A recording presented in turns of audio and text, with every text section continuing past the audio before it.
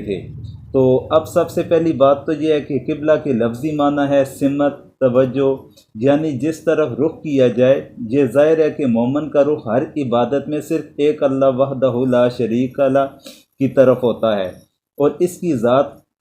پاک، اس اللہ تبارک و تعالیٰ کی جو ذات پاک ہے وہ مشرق و مغرب، شمال و جنوب کی قیدوں اور سمتوں سے بالکل بالاتر ہے، وہ کسی خاص سمت میں نہیں۔ اس کا اثر تبھی خاص طور پر یہ ہونا تھا کہ کوئی عبادت کرنے والا کسی خاص رخ کا پابند نہ ہوتا، جس کا جس طرف جی چاہتا نماز میں اپنا رخ اس طرف کر لیتا، اور ایک ہی آدمی کسی وقت ایک طرف اور کسی وقت کئی طرف رخ کرتا تو وہ بھی بے جان نہ ہوتا۔ لیکن حکمت الہیہ اس کی مقتضا ہوئی کہ تمام عبادت گزاروں کا رخ ایک ہی طرف ہونا چاہیے، اور وہ یہ ہے کہ عبادت کی مختلف قسمیں ہیں۔ تو عبادات کے اندر دیکھا جائے بعض انفرادی ہیں اور بعض اجتماعی ہیں۔ تو اللہ تبارک و تعالیٰ نے پھر اجتماعی جو انسان کی عبادات تھی اس کے لیے ایک نقطہ قائم کرنا تھا تاکہ اس کے اندر اجتماعیت پیدا ہو جائے۔ یہ بھی ایک اللہ تبارک و تعالیٰ کی حکمتوں میں سے ایک حکمت تھی۔ اب دنیا کے اندر دیکھا جائے کہ ان کے اندر کسی چیز کو مشترک بنانے کے لیے، کسی چیز کے اندر خصوصیت پیدا کرنے کے لیے، تو کسی نے نسل کا نام لے لیا، کسی نے رنگ کا نام لے لیا، کسی نے علاقے کا نام لے لیا اجتماعیت کی خاطر۔ تو لیکن اللہ تبارک و تعالیٰ نے ان چیزوں سے ہٹ کے ایک ایسا نقطہ قائم کیا کہ خانہ کعبہ کو کہ اس طرف سارے رخ کر کے عبادت کریں، تاکہ جو اجتماعی عبادت ہے اس کے اندر ایک اجتماعیت انسان کی نظر آ جائے۔ تو جبکہ دوسرے مذاہب میں دیکھا جائے یا دوسرے نظریات کے اندر دیکھا جائے تو اس کے اندر اس طرح کا کوئی بھی ایسا نقطہ نہیں کہ جس نقطے کے اوپر ان تمام کے دنیا کے تمام کونوں کے اندر رہنے والے انسان یا پھر ہر زمانے کے اندر رہنے والے یا ہر زمانے کے اندر آنے والے افراد کے لیے کسی ایک نقطے کے اوپر انہوں نے اجتماعیت کا ایک رخ دیا ہو۔ جبکہ مذہب اسلام نے جو خانہ کعبہ کی طرف رخ کر کے عبادت کرنے کا حکم دیا یہ انسان کی اجتماعیت کی خاطر دیا تھا۔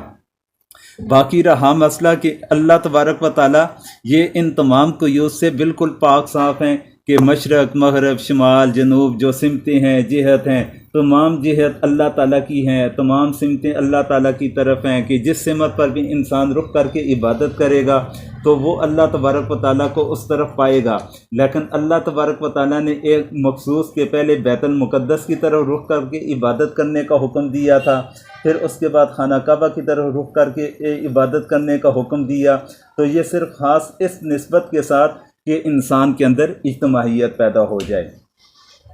تو اب خانہ کعبہ کی مختصر سی تاریخ کے حوالے سے ذکر کرنا چاہوں گا۔ حضرت آدم علیہ السلام کی پیدائش سے پہلے مفسرین اکرام فرماتے ہیں کہ اللہ تبارک و تعالیٰ نے کے حکم کے ساتھ فرشتوں کے ذریعے سے بیت اللہ کی بنیاد رکھ لی تھی۔ پھر اس کے بعد حضرت آدم علیہ السلام کو جب دنیا کے اندر اتارا گیا تو فرشتوں کے ذریعے بیت اللہ کعبہ کی بنیاد پہلے ہی رکھ دی گئی تھی۔ تو حضرت آدم علیہ السلام کا جو قبلہ تھا وہ خانہ کعبہ ہی کو مقرر فرما دیا۔ پھر اس کے بعد حضرت نوح علیہ السلام تک سب کا قبلہ یہی بیت اللہ رہا۔ پھر طوفان نوح کے وقت پوری دنیا غرق ہو کر تباہ ہو گئی، بیت اللہ کی عمارت بھی منہدم ہو گئی، اور اس کے بعد حضرت خلیل اللہ اور حضرت اسماعیل علیہ السلام نے دوبارہ بحکم خداوندی بیت اللہ کی تعمیر فرمائی، اور یہی ان کا اور ان کی امت کا قبلہ رہا۔ اس کے بعد انبیاء بنی اسرائیل کے لیے بیت المقدس کو قبلہ قرار دیا گیا، اور بقول ابو العالیہ انبیاء سابقین جو بیت المقدس میں نماز پڑھتے تھے وہ بھی عمل ایسا کرتے تھے کہ صخرہ بیت المقدس بھی سامنے رہے اور بیت اللہ بھی سامنے رہے۔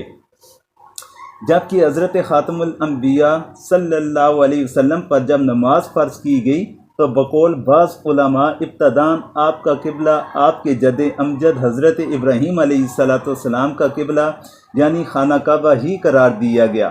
مکہ مکرمہ سے ہجرت کرنے اور مدینہ طیبہ میں قیام کرنے کے بعد اور بعض روایات کے اعتبار سے ہجرت مدینہ سے کچھ پہلے آپ کو اللہ تعالیٰ کی طرف سے یہ حکم ہوا کہ آپ بیت المقدس کو اپنا قبلہ بنائیں۔ صحیح بخاری کی روایت کے مطابق حضور نے 16-17 مہینے بیت المقدس کی طرف نماز ادا فرمائی۔ مسجد نبوی میں آج تک اس کی علامات موجود ہیں جہاں کھڑے ہو کر آپ نے بیت المقدس کی طرف نمازیں ادا فرمائی تھیں۔ حکم خداوندی کی تعمیل کے لیے تو حضور اکرم صلی اللہ علیہ وسلم نے اطاعت فرما دی اور نمازیں بیت المقدس کی طرف ادا فرماتے تھے، لیکن آپ کی طبعی رغبت اور دلی خواہش یہی تھی کہ آپ کا قبلہ پھر وہی آدم علیہ السلام اور حضرت ابراہیم علیہ السلام کا قبلہ قرار دیا جائے۔ تو یہ تھا بیت اللہ کی طرف اور بیت المقدس کی طرف عبادت کرنے کا کون سے انبیاء عبادت کرتے رہے۔